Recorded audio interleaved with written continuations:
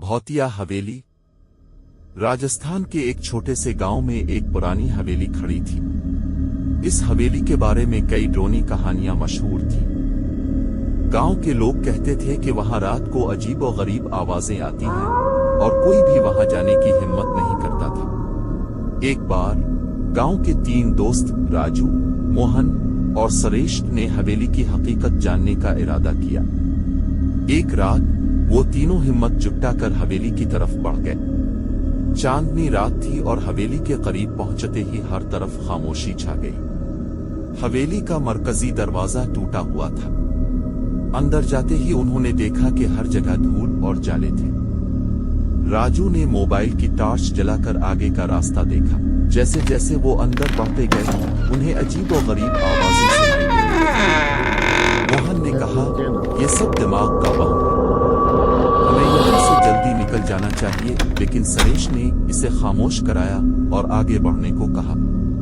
अचानक एक कोने में उन्हें एक पुराना आईना दिखाई दिया।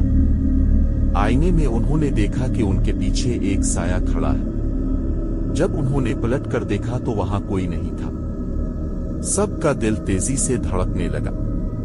इतने में हवेली के एक कमरे से हंसी की आवाज आई।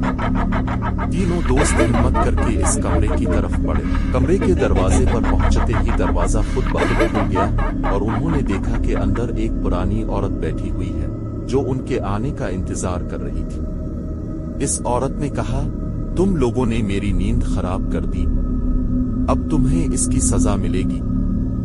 राजू ने डरते हुए पूछा, तुम कौन हो? औरत ने एक खौफनाक हंसी के साथ जवाब दिया, मैं इस हवेली की मालिकन हूं। मेरी रूह यहां फंसी हुई है और अब तुम लोग भी यहां से कभी नहीं जा पाओगे। इतना कहकर वो औरत अचानक गायब हो गई और दरवाजे खुद ब खुद बंद हो गए। तीनों दोस्त घबराकर दरवाजे को खोलने की कोशिश करने लगे, लेकिन दरवाजा जाम हो गया था।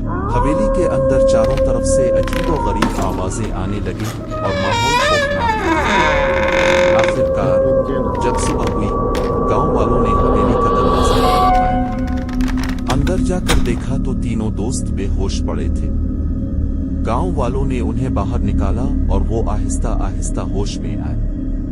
लेकिन इस दिन के बाद से वो कभी भी इस हवेली के पास जाने की हिम्मत नहीं कर पाए। इस हवेली की खौफनाक कहानियां और भी मशहूर हो गईं और गांव वालों ने हमेशा के लिए इस जगह से दूर रहने का फैसला किया।